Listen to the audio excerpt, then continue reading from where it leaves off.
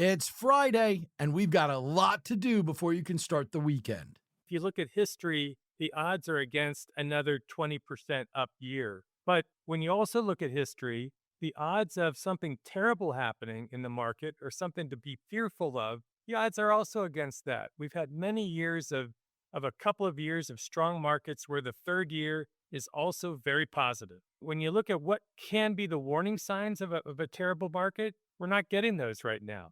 That is Mick Heyman, founder of Heyman Investment Counseling, the author of Mellow Your Money, whose long-term approach to technicals is pretty mellow as he looks out into 2025. And he's not the only one, because our big interview features Vuk Vukovic, Chief Investment Officer at Oriclum Capital. And he, too, sees things being pretty benign in 2025. But kicking things off today, Ravi Chintapalli, portfolio manager on the global fixed income team at Nuveen, tells us why junk bonds are anything but junky right now. And later, Macrae Sykes, portfolio manager at Gabelli, talks financial stocks in the market call. Join the party.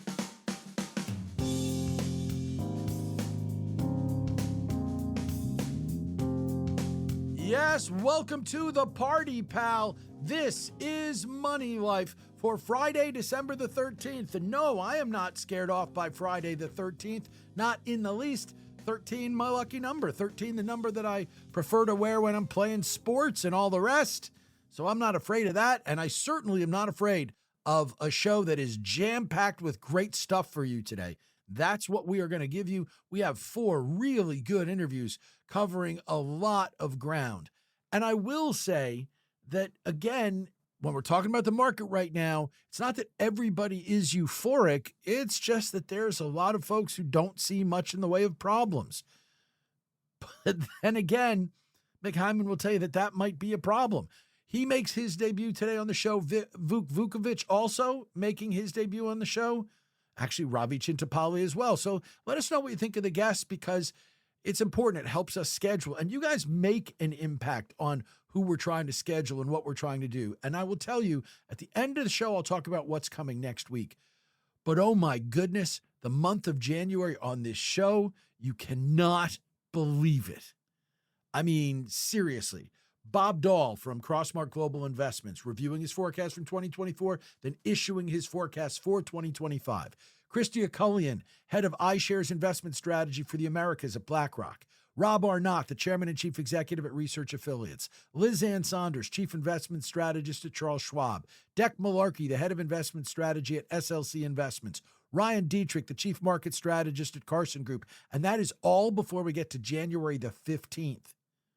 And by the way, on the 16th of January, Bob Elliott, Chief Investment Officer at the Unlimited Funds, he's an audience suggestion. One of you guys said we should go get him. By the way, I should have gotten him. He's a Michigan grad, and he's happy to come on the show. Daniel McCormick, the head of research and chief economist at Macquarie Asset Management, also makes his debut on the show. That's that same week. And that's before we get to guys like Barry Ritholtz from Ritholtz Wealth Management and Brad McMillan, the Chief Investment Officer at Commonwealth Financial Network, and Stephen Dover, the Chief Market Strategist at Franklin Templeton, and Mark Lucchini, the Chief Investment Strategist for Jenny Montgomery Scott. And there are a couple of other big names who we are basically doing what we need to do to get them in. And that's just in January. And oh, by the way, before we get there, next week's lineup is fabulous. And even the stuff around the holidays. I love what we're doing. Right now, this job is super fun, and I hope that comes through. But let me know what we can do to make this show better and more useful and more enjoyable for you. Chuck at MoneyLifeShow.com is how you reach me, and I very much appreciate it when you take the time to tell me what's going on and what we can do to make things better. And by the way, one or two of you have said, hey, I didn't like this interview, et cetera. Often I agree. Now, sometimes that's the guest. Sometimes it's, did I do my job as well as I could?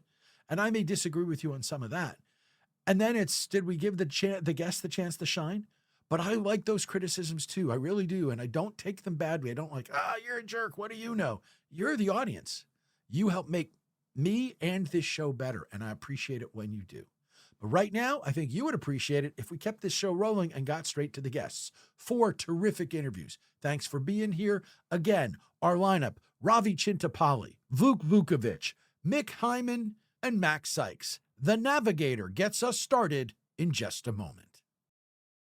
Millions of Americans need a financial intervention. Fruition provides all of the help with none of the drama. Get a complete picture of your saving, investing, and spending habits. Connect with a mentor and access over 600 topics in the Fruition Learning Studio. Join at meetfruition.com/moneylife. Use code MONEYLIFE20 for a discount. Ravi Chintapalli, client portfolio manager for the Nuveen Global Fixed Income team, is here. And we're talking about below investment grade credit markets around the world. This is The Navigator. Welcome to The Navigator, where we talk about all-weather active investing and plotting a course to financial success with the help of closed-end funds. The Navigator is brought to you by the Active Investment Company Alliance, a unique industry organization representing the full spectrum of the closed-end fund business, from investors and users to fund sponsors and creators. If you're looking for excellence beyond indexing, the Navigator will point you in the right direction. And today, we are discussing global fixed income markets with Ravi Chintapalli, client portfolio manager on the fixed income team, the global fixed income team at Nuveen. And you can learn more about the firm and its closed-end funds at nuveen.com/CEF. Learn more about closed-end funds, interval funds, and business development companies generally by visiting AICalliance.org. That's the website for the Active Investment Company Alliance. Ravi Chintapalli, thanks for joining me on The Navigator. Thanks, Chuck. Pleasure to be here. We're talking below investment grade credit. In plain English, that's junk.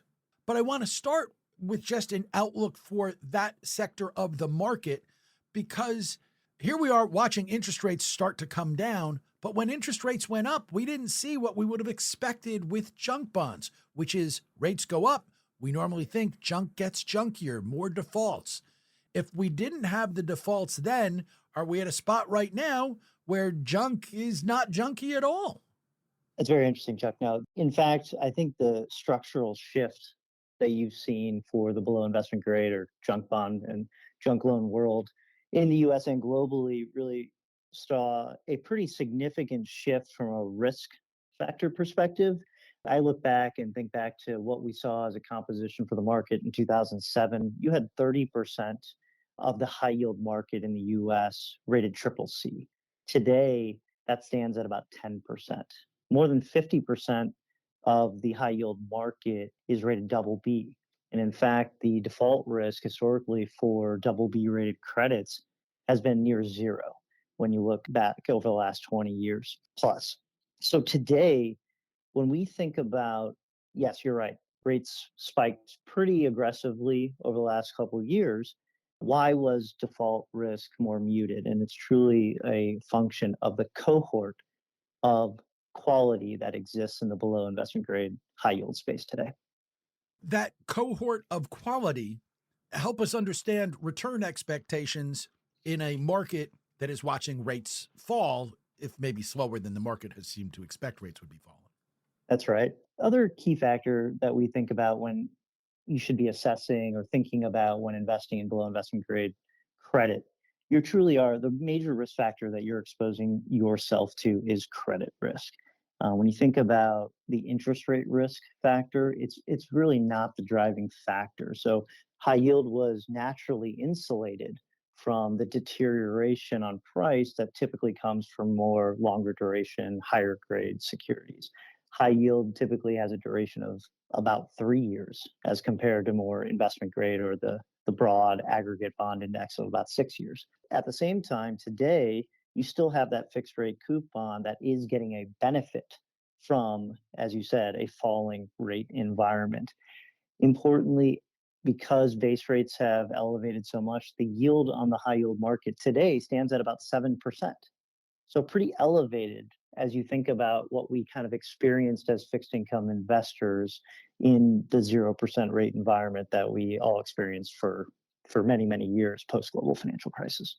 So when we think about 7% income levels plus average prices being below par can lead to some incremental total return opportunities that exist out there, especially for active managers of credit risk. That price below par, is that basically an extra cushion against the risk that we're talking about?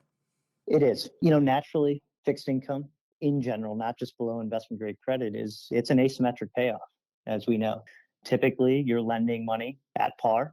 Along the way, until maturity, you're hoping to get paid income based on the coupon rate, and you're hoping to get paid back at par. When investing in below investment grade credit, we must be mindful of the fact that you are taking credit risk, i.e., default risk, or not getting paid back at par. So as prices move away and lower away from par, the symmetry is now starting to move to a more balanced approach. High yield has been a tough sell for a while because a lot of folks felt they weren't being paid for the risk. You've talked about the anticipated returns and that you have an extra measure of safety now because of where they are trading. But is the best high yield market that you're seeing the domestic market, or is high yield different enough that you are getting paid a premium potentially, or just finding better values internationally? That's right. We actually think taking a more diversified approach and allowing, not everyone is set up to be able to identify from a security selection or a bottom up sector specialist approach to investing in below investment grade credit to allow them to have a broader scope of opportunities. The emerging market debt space is a key component of one way to access the global high income market, which is in JGH, our closed end fund that we're talking about today, has an allocation of about 25% to emerging market debt. What does that offer you? It offers the ability to identify sovereign risk and corporate risk from a bottom up, dedicated investment team focused only on emerging market debt securities and analysis. Be able to, instead of just forcing capital into US unsecured triple C risk at 9-10% type of yield levels, why not take some exposure to sovereign risk of places like Ivory Coast in sub-Saharan Africa? Here's a country that has gone during COVID, had to go to the IMF, get some extra financing. With that financing from the IMF comes increased oversight. Now we're talking about the potential for increased oversight, reducing actual drawdown risk. Separately, looking at something like Mexico. Mexico at a sovereign rating is actually investment grade. There are larger companies within the country of Mexico, such as large energy companies, airlines, industrial companies with large amounts of free cash flow and ability to service their debt obligations. Here's a way to access non-US corporate risk from a country that also has a high-grade sovereign rating. This broader investment landscape to us can help, again, reduce the potential for downside volatility from just having a more singular or passive approach to just the US high yield market. One of the interesting things that people would notice if they went to take a look at a chart on Nuveen Global High Income, again, ticker symbol JGH, is that at least since 2022, when the market was struggling, it has been relatively correlated. Like, you're up about 20% this year, which for a bond fund, even a junk bond fund, people go, well, consider where the market is, that's pretty good. 21% last year when the market was up about 25. So it has been highly correlated for a while now with the stock market. Do you think that continues? And given the characteristics of junk, is this a case where you might want to go towards high yield to goose your yields, but you don't really want to think about it the way you think about every other income fund, especially now where the correlation is this high? The correlation is absolutely accurate. Credit risk and below investment grade high yield is mostly correlated to the equity market because this is, you're taking corporate risk. It's not really correlated to the broad investment grade space. Those return numbers that you mentioned, importantly, I think the active approach, the broader landscaping to finding high levels of income and total return potential, the returns for JGH have significantly outperformed the broad global high yield market as well.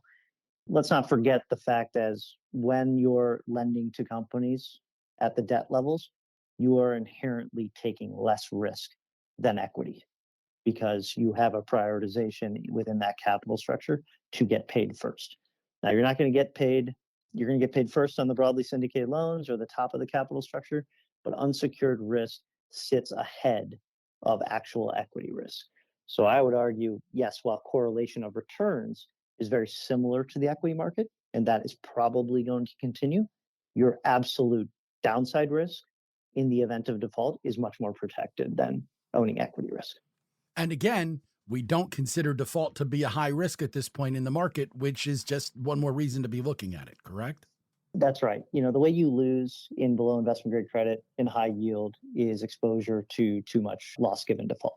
That's where active management is critical. There's no way to truly hedge credit risk in our markets. Yes, there's broad-based indices, whether it be credit default swaps on individual names or CDX on the broad index, but you can see the dispersion over time. There's no perfect hedge. The only way to hedge credit risk, have a large team of analysts dedicated to their subsectors, do the work, talk to management teams, talk to sovereign issuers of debt, understand the dynamics of cash flow, and then position portfolios accordingly.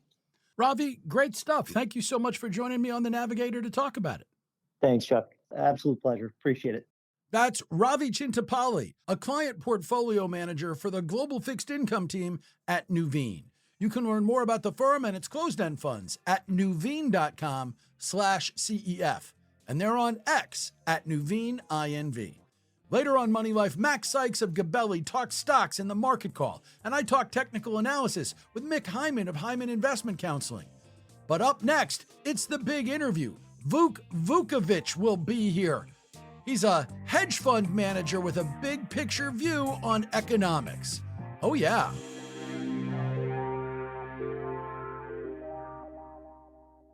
The IRS is a massive bureaucracy where it's entirely possible no human being will ever see your tax problem. Don't be left feeling helpless. Christine Stevenson can be your personal guide through the IRS minefield. Connect with her at Proverbs1616.com.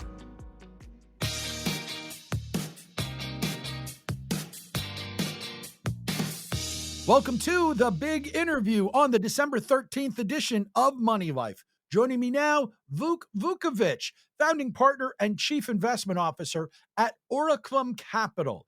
It is a hedge fund that effectively tries to dig into, crowd and network analysis and does some stuff with social media to try to predict where markets are headed. It's an interesting firm, and if you want to learn more about them, Oriclum, ORACLUM, oriclumcapital.com. Vuk Vukovic, thanks for joining me on Money Life. Thank you so much for inviting me, Chuck. Nice to meet you. Let's talk just a little bit about the value of crowds. As we dig in, I want to learn a little bit more about what you do. But, fundamentally, in the United States at this point, we sort of take a look and everybody thinks the other guy's an idiot. I don't know whether we all cancel each other out and that makes the crowd wise or whether we're all idiots. So the value in using the technology you use to try to see where things are going, help us understand what it is that you're relying on and the signals it gives you. Sure. Obviously, you're always going to have biased groups on one side or on the other, right? Think of it in politics. This is how we started. We started this whole thing with politics, looking at liberal bubbles and conservative bubbles. But what you really want are people in between, right? So I want to see people that are hanging out. Some of your friends are left, some of them are right, some of them are centrist. This gives you a higher probability of understanding the world around you versus you being in a bubble where you're only hanging out with like-minded people, right? And this is how our whole idea started, right? We were using the wisdom of crowds concept by asking people with elections. That's how we started, right? With Trump and Brexit back in 2016, predicting them really correctly. Asking people, so what do you think is going to happen? Who's going to win the election? And what do you think other people around you think? So this sort of neighboring method. And then juxtaposing that against their position in the social networks, right? So who you're hanging out with your friends online. If it's a more biased group, you have a lower probability of getting it right. If it's a more diverse group, more heterogeneous in terms of opinions, not in terms of like ethnicity, but just in terms of opinions, then you have a higher probability of getting it right. And then after doing this successfully with elections and market research and a bunch of other things, we try to apply the same methodology to markets, right? So we're looking at the intersection between bulls and bears and trying to figure out, like perma bears and perma bulls, trying to figure out who's in between and extracting a correct signal from them. In terms of what you see right now, I mean, you've been taking a look and obviously there's a lot of concern over what's going to happen with Trump 2.0. What is the data telling you about what to expect in 2025? Right. So when we do these predictions, we do them on a weekly basis. We figured out that that's kind of that. So we do very short-term trading. That's where the edge lies. So we have this edge of predicting market on a weekly basis over a given year, about 60% of the time being accurate. But in terms of looking forward on a more long term, that's well basically anyone's guess. Methods like these don't really work in that level. I can tell you my opinion. I can tell you what I think is happening. What I'm looking at in terms of like both the bullish and the bearish sentiments. With the bullish argument being that Trump's reforms are going to bring back this whole Reaganomics 2.0 back to the U.S. Even tariffs are not a concern in that particular case. But there's also a more accommodative Fed, so you have these two things: one on the fiscal side, deregulating, cutting taxes, increasing economic growth. And on the other hand, you have the Fed cutting rates. Both of these things are supposed to push markets high next year just as much as they did them this year.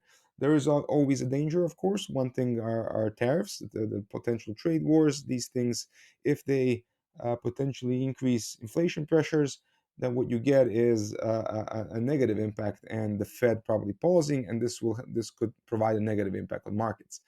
So I hate to be the guy to say let's wait and see, but in this case, let's wait and see. In terms of what we are waiting and seeing for, I think back to what we were looking at the start of 2024. We had a market that was anticipating 6 Fed rate cuts. So at any given time, the market was going, yep, they're going to cut now, they're going to cut now, they're going to cut now. And they didn't. What is something like that?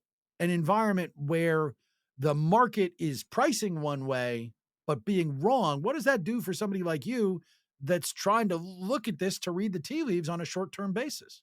Oh yeah, these are the kind of opportunities that we're kind of looking to take advantage of, obviously, right? So that's an excellent point. If you remember when we were coming into this year, so November and December Fed meetings last year in 2023, there was a lot of optimism on markets. You had this decline since August coming into October, and then the Fed basically kind of pivoted and said, we're cutting at the December FOMC meeting. They announced actually 3 cuts for this year. Markets were started to price in 6 cuts, but in the end, what we got is we're probably going to end up with 3 cuts, not 6. So the Fed was right all along, right?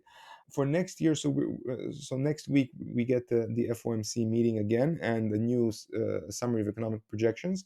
I mean, right now market expectations are anchored around so rates going back to 3.75, so another 3 cuts potentially. And I think that's the path that the Fed will probably keep, right? Last year there was this divergence which sent markets to become very bullish, right? Especially in the initial part, in the beginning of the year. This lasted a little bit until April, when it was kind of obvious that it's not going to be that way. But still, throughout the entire year, we had this bullish momentum, and then after the election, and then now towards the end of the year, you have this powerful flows pushing markets up. So there's no doubt that these kind of flows are still there. They're still powerful in the market, and I think they will keep pushing it up next year as well, with the Fed cuts being priced in, and with still positive anticipations from the Trump administration's economic policies. Again, there's always a potential for a correction. There's always a potential for something happening, but in terms of it's like some kind of a major recession, I don't think it's necessarily happening next year. Right. And I think there's a lot of folks who think it's likely to happen closer to midterm elections in 2026, that there's enough positive economics no matter how it turns out. But in that, when you start to talk about policies that could affect the economy, let's change gears just a little bit, because the Trump administration, at least with what we know of it so far, has a number of folks who are very tied to certain specific businesses. Obviously, Elon Musk being the most prominent of those, but it's a couple of executives and hedge fund managers and a variety of others who are in some prominent positions. To some extent, those companies have benefited from what is very extraneous. Whatever Elon Musk is doing with Donald Trump, it's not something that shows up on the balance sheet of Tesla. What does this do for you when you're looking at the data and you're looking at the social side of things, especially when you're going, okay, is this buyable? Is this tradable? Is this whatever? Because we know from Trump 1.0 that relationships that are here today could be gone tomorrow. No, definitely. I mean, For us in particular, so we don't look at single name stocks. We look at the broader index, right? We look at the broader market, and we're trading options on a weekly basis for the broader market. But things like these, like the ones you mentioned, they obviously are impactful, right? So what you mentioned with Tesla, this whole year before the election, Tesla was basically negative for the year, and then after the election, all of a sudden you have this huge bump, and now it's driving the rest of the tech, the Max 7. Not that they needed help, but basically this is what's been driving the market in general. So even though we are focused on the market itself, the skew in the market is so big towards big tech, towards the Max 7 companies, that it makes sense just to follow them, just to see where this direction is heading. So with the Trump election, the narrative that's being pushed, it's pushed that it's good for big tech, it's good for Tesla, it's good for Nvidia, it's good for a bunch of these companies, it's potentially good for Wall Street, because of easier lending expected from the new Treasury Secretary. It's good for M&A deals, good for private equity. So we're talking about these things that are narratives, and narratives in markets can be powerful, right? So it's one thing to is actual policy, one thing is what's really happening, but you have the narratives and the pumping of the markets. And funny you should mention Musk and Trump. Both of them are pumpers, right? They love to pump markets. Trump pumping Bitcoin, Musk pumping markets wherever he can, and this will create a very strong, powerful narrative drive. It's not everything, obviously. Narratives are not everything. You need to have fundamentals as well. But once momentum is up, and we can notice that momentum is pretty much up on markets, these narratives definitely help. And with two guys like that, it's going to drive things. However, until when? That's the question, because both of them are big ego guys. A lot of people in that administration are big ego guys. So it's a question of how long that will last. Not too optimistic on that. I mean, there's already bets that Musk is probably gonna, stay in for a year, 2 years the most. We'll see. But yeah, and as long as he does, we can expect him and other people linked to the administration and their companies to benefit for sure. And this is something that drives the broader market because of the skew, because of this huge skew that the market has towards tech companies. And in terms of what you're seeing overall, as you pointed out, you don't think we're going to wind up seeing necessarily a recession or anything along those lines hitting in 2025. Probably not. No. But in terms of what you see with the Fed, I mean, Trump has said there are things he wants to do. He can't control the Fed. If you wind up having stuff going on there where Trump's hoping the Fed's going to make one move and Powell's going to be data dependent, what does that do? Does that eventually make it harder for us to have a soft landing? Do you look at any of that and have that as a potential problem point? Definitely. Definitely. I mean, the biggest risk for the administration is inflation, right? Inflation resurfacing.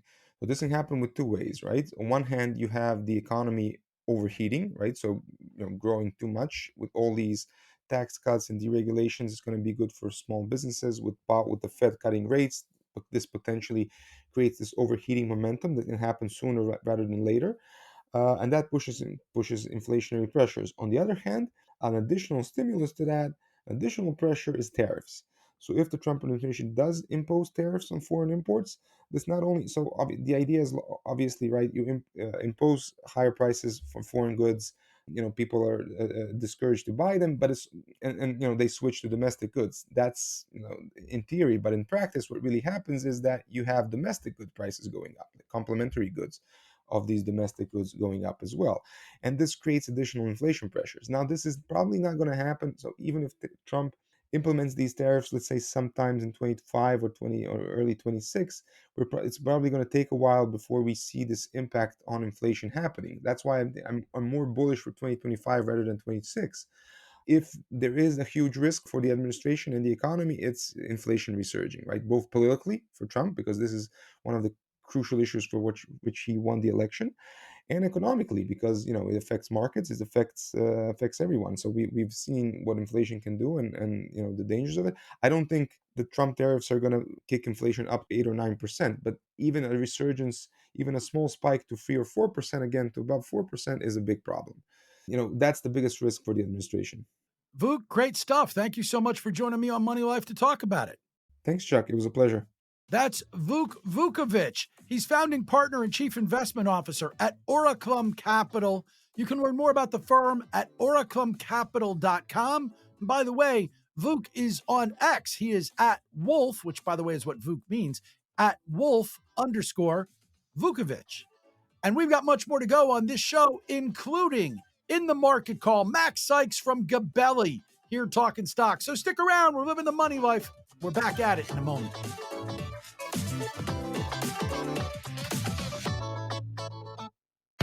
Do you like the idea of investing in precious metals, but hate that your investment doesn't earn regular interest payments? Monetary Metals has paid interest on gold and silver for over 8 years. Its latest silver bond offering lets accredited investors earn 12% annual interest on silver, paid in silver. Learn how it works at monetary-metals.com.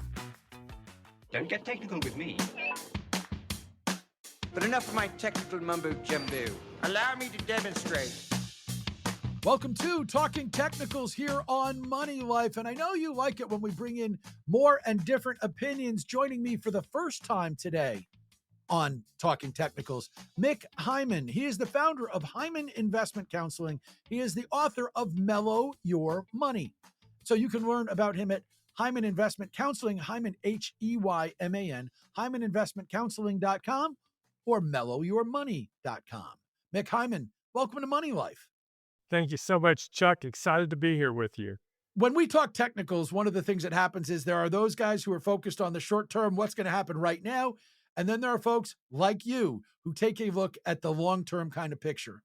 We've got a market that is flirting with record highs, that's got Santa Claus coming and a January effect potentially in the offing. So what is your take right now in terms of where we are as you look out towards 2025? It's so difficult with investors' fear of height to look at 2025 and say, oh my gosh, how could you have another year like this? If you look at history, the odds are against another 20% up year. But when you also look at history, the odds of something terrible happening in the market or something to be fearful of, the odds are also against that. We've had many years of a couple of years of strong markets where the third year is also very positive. And when you look at what can be the warning signs of a terrible market, we're not getting those right now. And so interest rates are stable. Inflation is relatively under control. And so, close your eyes at fear of heights and just let the long-term trend continue on is my best advice for people. That is tough to do with all the headline risks out there. Headline risks, however, are not technicals. As a market technician, you're supposed to wait until the headlines show up in the numbers, which eventually they do, right? Well, they do, but the interesting thing about headline risk is sometimes the most fearful times are when there is not scary headlines. Take the opposite. Think of the headline risk we had after 2022. Market was down 20%. I'm sure most people on your shows, maybe I'm predicting something, but we're talking about this recession, which turned out to be an imaginary recession. All this headline risk was happening right before we've had 2 straight years of 20% up growth. And so we're still getting headline risk. The thing I would worry about is when there's an all clear sign and everybody is saying, oh, don't worry, it's all good. That's the headline risk I would worry about when everybody on your show is saying, don't worry about anything. Yeah, but we're pretty close to that, Mick. I mean, we're not far away from that. I don't have a lot of people. I have to reach for the bears to get really difficult opinions. Like everybody in the mainstream is pretty much right in the mainstream of soft landing, no landing. Things are going well. I don't see it happening yet. Isn't that your sign? Well, and you know what could happen there is we get a pothole. We get one little drop that's a surprise that none of us are looking for. And all of a sudden the market comes off 8 or 10%, which by the way, even in this run, we've had 8 or 10% corrections along the way that we've forgotten about along the way. When you get those fearful headlines will come back, I believe, very quickly. And people will say, well, this is it. This is the problem. Now, I'm not saying that next year has to be great. I'm just saying that the things that are out there right now that you would fear are not giving us the fearful signs. If you saw inflation ticking up, if you saw interest rates all of a sudden moving up and mortgage rates are going up again in a strong way, that would give me pause. But, what does pause mean? It means, watch out below. It doesn't mean sell everything. For the long-term investor, you just kind of keep plunking your money away and try to avoid the major pitfalls. But we haven't had one of those in a long time. So, how good could this get? I mean, you said you wouldn't expect another 20% year, and you said you weren't necessarily going to do it. And I'm not going to ask you for a specific prediction, but would you be more shocked if we had another 20% year than you would be if we had a downturn or if we only had a 5% year? Personally, I've been shocked the last two 20% ups. I thought we would have normally good markets, 8 to 10%. And here we are, 2 years ago, up 20 something. And then this year, again, I would have said, that's a normal market up. And here I go again, 8 to 10% is, but what I would say is because of what you're saying, because of the bullish nature out there, it could be a lot more volatile. Let's say we're up 8 to 10% at the end of the year, or even 5, like you say. But in between, you had a 20% move up and or maybe a 15% move down. That wouldn't surprise me. That would scare the heck out of everybody along the way. Think of 1987 and you think of that great, horrible, Black Monday when the market was down 22% in one day. The market actually ended up the year at about up 2% because we had a great run up, terrible run down over, in a day. And then the market kind of meandered for a while. So could we have a year like that? Wouldn't surprise me. Yeah, Mick, I am not calling you or myself old when I point out there's far fewer of us who remember living through 1987 as investors at this point. That's the You could call me old because that wasn't my first year in the market either. as you see this playing out, what's going to be the sign for you? I mean, you talked about how irrational exuberance and everybody being positive would be a danger sign in its own right. But if we don't have that, if we keep this going and we watch what happens as the Trump administration 2.0 puts its policies in and we see those headlines not necessarily turn risks real, but at least play out. Is there something you are looking for that will be, okay, this is where I at least go from ride this to I'm constructive? There are two things there. First of all, the surprise, which in 87, it shouldn't have been a surprise. It was to us because, but interest rates went from 7 to 10%. And so that kind of move should have been a warning that there was a problem. That was a huge down move. Now, if we saw rates skyrocket like that, could that happen? Could the economy continue to expand? And all of a sudden you see rates at 5, 6, and people say, it doesn't matter. The economy is still moving. That would be a warning sign. The odds are, though, that there's not going to be a warning sign, that the market will just simply hit a pothole for some unknown reason. Maybe it's geopolitical, maybe it's something, but it's not going to be something that we're going to predict. But when that happens, if interest rates are stable, if inflation is in line, and you see that drop, that's an opportunity. It's going to be a scary moment. The market never drops on good headlines, does it? But if the long-term trend is stable and you get one of these drops, that's a great opportunity in the face of an unhappy headline. And so that's what I would look for an investor who wants to get a little bit more invested. This is probably a time to take yourself down to your target allocation. But if you get one of those unexpected drops, and people talk about, oh my gosh, the market's so volatile these days, and isn't that hard? Well, for the long-term investor, that's a good thing. You can take advantage of that volatility. That's probably what I would say. Now, you could be wrong on that. Let's say there's a real problem and you start breaking down those technical long-term charts right now. That would worry me, but we're a long way from that happening. Well, we like a forecast that says we're a long way from trouble. Mick, this has been great. Tell you what, we'll wait and talk to you again in 2025 as we see whether or not any of that trouble has started to surface. Thanks for joining me on Money Life. Thank you, Chuck. It's been fun. That's Mick Heyman. He is the founder of Heyman Investment Counseling and the author of Mellow Your Money, HeymanInvestmentCounseling.com, MellowYourMoney.com. That's where you go to get more information on him. And if you want more information on investing, well, just stick around because up next on Money Life, Macrae Sykes, portfolio manager for Gabelli, is here. We're going to be talking financial services stocks and what he sees for them in this changing interest rate environment. That's in the market call when we come back in just a moment. This is Money Life.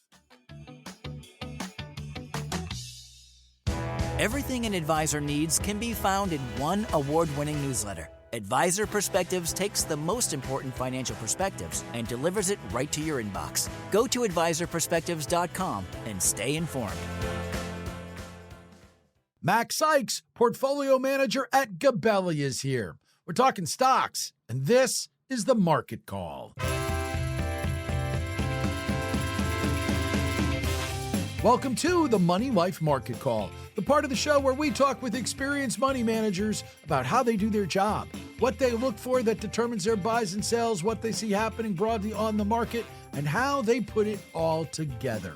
Returning to the Market Call today, Macrae Sykes, portfolio manager at Gabelli, where he manages the Gabelli Financial Services Opportunities ETF. That is GABF, and we will spend a lot of our time focused today on financial services companies, but he's also portfolio manager for the Gabelli Equity Trust and more. And if you want to learn about Gabelli and all the funds they've got, it's Gabelli.com. Macrae Sykes, great to have you back on Money Life. Thanks, Chuck, and happy holidays. To you, too. We always start with methodology. At Gabelli, well, Mario Gabelli sets the tone. Mario, I bet you didn't even know this. The first analyst I ever spoke with in a long journalism career, I was an intern at the Detroit Free Press when I first talked to Mario, who was working for Pershing back in the day. But he's got a style that does influence what everybody does. But explain how you use that kind of underlying methodology and decide what you like and what you dislike. Again, thank you for having me. And as you know, we're very proud of our heritage here. So our firm manages about $30 billion today. And as you mentioned, it's founded by Mario Gabelli, who pioneered the private market value with a catalyst methodology. And essentially, we look for companies trading at a discount to intrinsic value, and then we marry that with an identifiable catalyst to narrow that valuation gap. So some of the catalysts can be a number of items, new products, a shift in strategy, or a potential sale to a larger firm, among others. And we're constantly weighing our opportunity set, and we'll often wait years to establish a position in a company and acceptable margin of safety. From my perspective, I think this is not just about finding cheap companies. I actually search for best-of-breed firms with competitive, sustainable businesses and entrepreneurial mindsets to capital allocation. The research methodology applies to all sectors, but with the active ETF that you mentioned, I'm most focused here on financial services, and it's obviously been a very exciting year. When it comes to financial services right now, I mean, we've got a market that is at record highs. We've got a very changing dynamic interest rate environment, and we've seen some things that were certainly not expected by the general public. Rate cuts are self-explanatory. Nobody needs to be told what a rate cut is. And yet, we've seen rate cuts and mortgage rates haven't gone down. Bond yields have not responded the way we would have expected. What's your take on that environment, and does that environment have a significant impact on what you're looking at or acting on right now?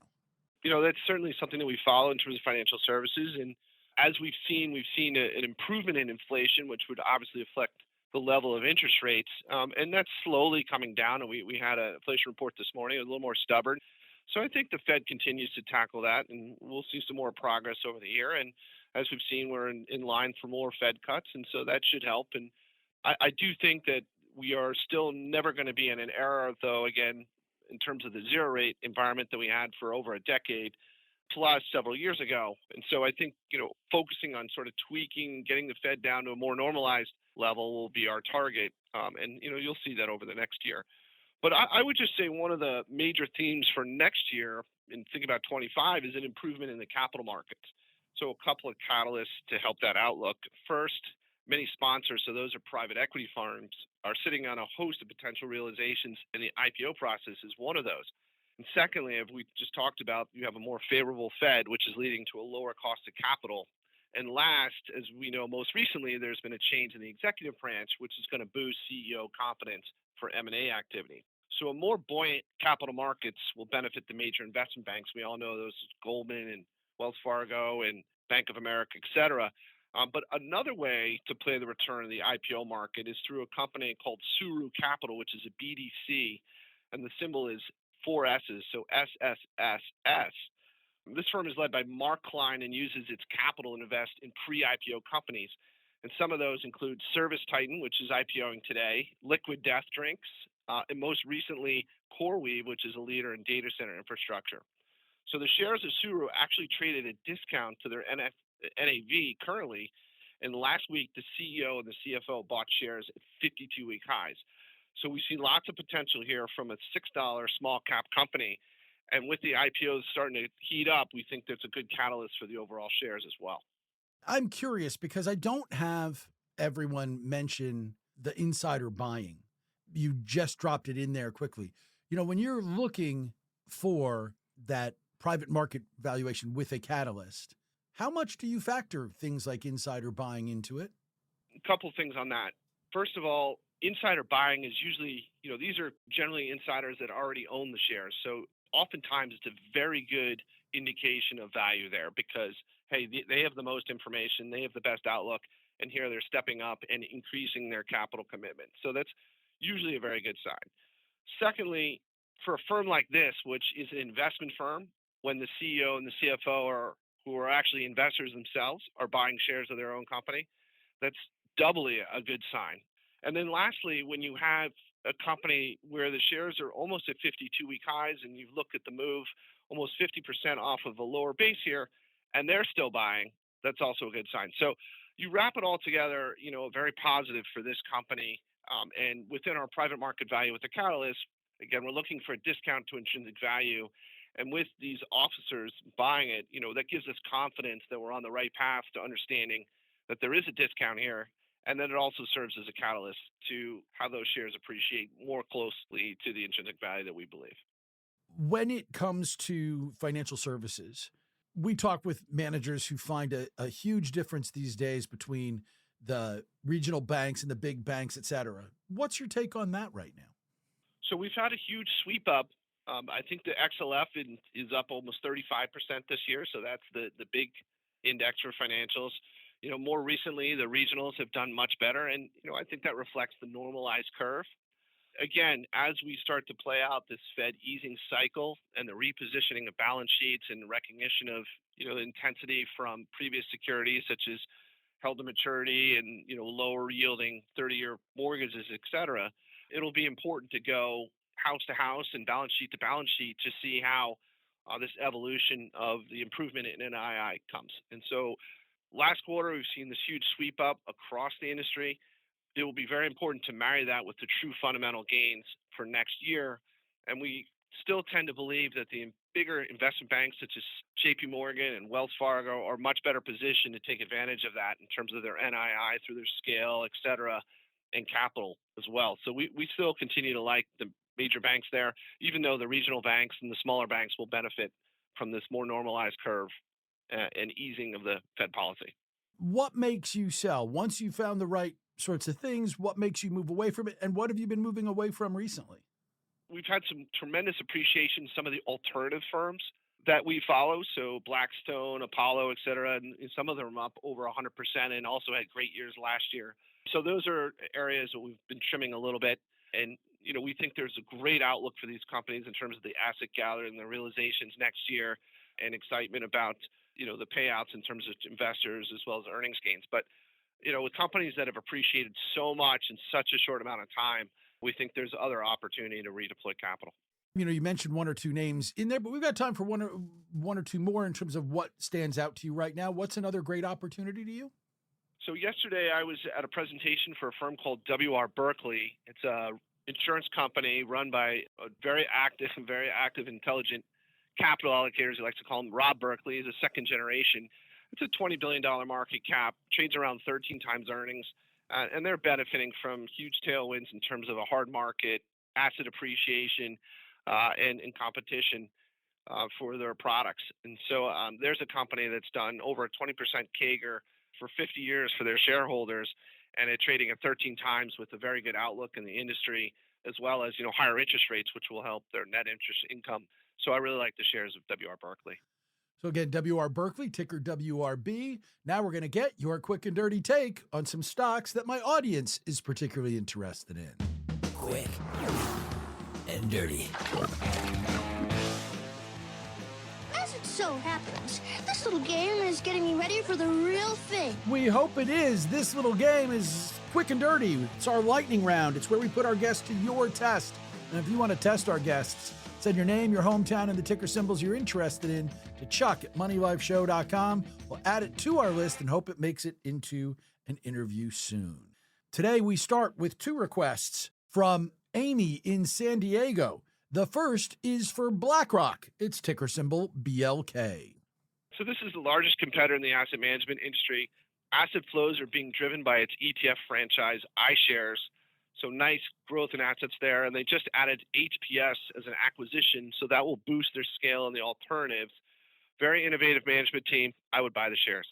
That's a buy on BlackRock, ticker symbol BLK. Could we please buy now?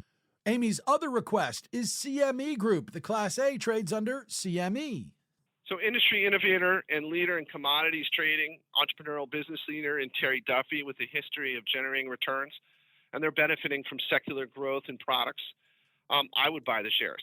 This is a very different sort of financial company. I mean, the CME, for those who are not familiar, is Chicago Mercantile Exchange, is at least what it used to be called before they just initialized it. For you, as you look at it, is any of the story in how trading and all those other things is changing? Because so many things about exchanges have been revolutionized in the last X number of years. I mean, there's an entire raft of my early career of stories that have just become obsolete because exchanges don't work that way anymore. With technology and the rest, does that play into it at all? So there's a fair amount of competitive dynamics across the exchanges. I think what makes CME particularly unique is the fact that their basic product set, on the physical commodities, these are essentially exchange traded components that cannot be fungible across the different. So they really have to be transacted at the CME, and that gives them a pricing power and less competition from other exchanges. So to the extent that they have this proprietary base of products that you need to go to the CME to transact, and they're widely known. So I think that's an important factor for appreciating CME. And then you have an entrepreneurial leader, which we like, in Terry Duffy, and he's been an innovator and pushed CME into different areas, different products, and has been ahead of the curve in terms of generating growth for them. So as you say, there's certainly some competitive forces, some commoditization, but on their core business, unique. And also they've had the ability to be at the forefront of industry innovation as well. That's why CME Group, ticker symbol CME, is a buy. When you buy here, it's going up.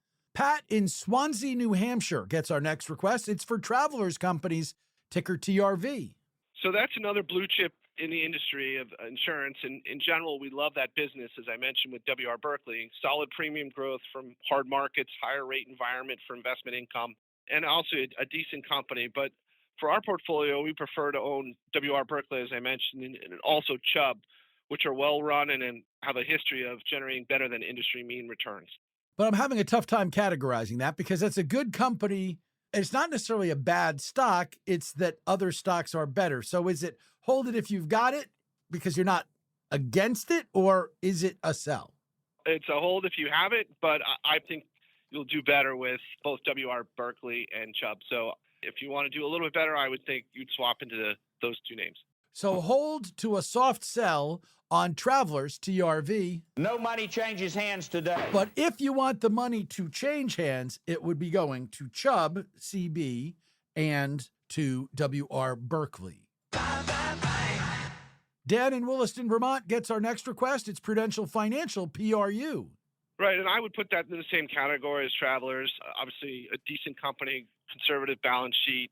But again, I prefer in the insurance space the more nimble companies, W.R. Berkley and Chubb. So I would look to sell Prudential and buy W.R. Berkley and Chubb.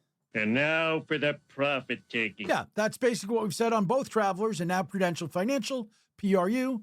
That's a hold to a soft sell. Again, CB, WRB, the choices in that space. And last, for Laura in San Antonio, it's Bank of New York Mellon, ticker BK. We like Bank of New York Mellon because it's the largest custodian with scale, a unique collection of businesses, including Pershing. The management's been focused on generating operating leverage, and it's been doing a good job generating incremental earnings over the last couple of years. It's got a favorable multiple on it, and we would continue to buy it.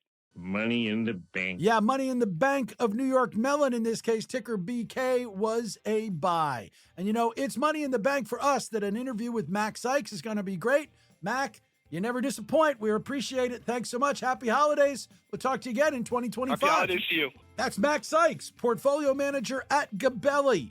It's Gabelli.com, on X at Invest Gabelli. And again, it's the Gabelli Financial Services Opportunities Fund, GABF. And we'll be back to tell you where Mac agreed or disagreed with some other recent guests. And then we'll finish up for the week. This is Money Life.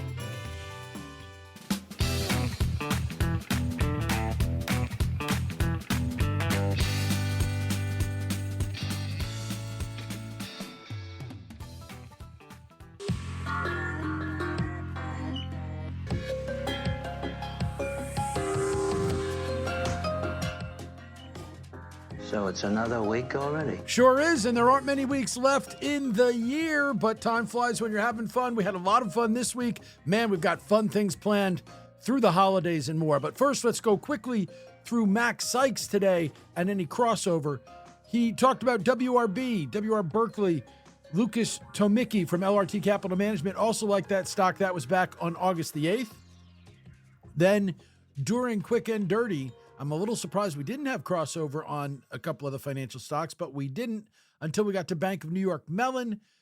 Bill Davis of Stance Capital liked it, but had it as a hold on August the 21st. But it was a poster child for Peter Tuzz of Chase Investment Counsel back on August the 5th. Next week on this show, wow. Joe Brasuelis, Chief Economist at RSM. Jack Ablin, Chief Investment Officer at Crescent Capital Management. Brent Schutte, Chief Investment Strategist for Northwestern Mutual. Frank Holmes, Chief Investment Officer at U.S. Global Investors. And Mary Ellen Stanek, Chief Investment Officer at Baird Investors. That's just next week. I'll let you know more of this coming, but that's big interviews in terms of market calls. Thomas Martin, Senior Portfolio Manager at Globalt Investments. Andre Kutuzov from Seven Canyons Advisors. Eric Schoenstein from Jensen, who, by the way, is retiring, so it'll be his last appearance on the show. Ryan Jacob from the Jacob Funds. And John Dorfman from Dorfman Value Investments, who I used to love talking with, and I haven't talked to in the entire time we've had this show and a lot longer. And then talking technicals, Gene Perroni, the founder of Perroni Portfolio Advisors, will be here as well. We've got a bunch of other things planned and locked in, so hopefully you will be here.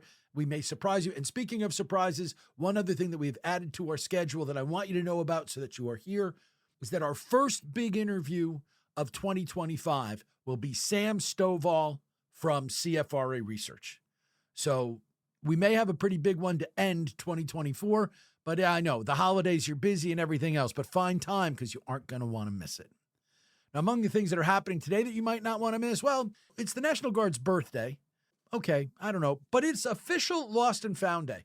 And official Lost and Found Day for me, if you have not checked your state or any state that you've lived in to see if they've got lost money of yours, you should. So do that today. It's also National Salesperson Day, National Violin Day, National Day of the Horse. It is Pick a Pathologist Day. I hope you don't need one for medical reasons, so that you don't have to pick it for that. On the food front, or the quasi-food front, it is National Popcorn String Day. I used to love making popcorn strings. You don't really eat the popcorn because you haven't buttered it, but it was always fun to sit around and do that. And then it's also National Cream Cheese Frosting Day.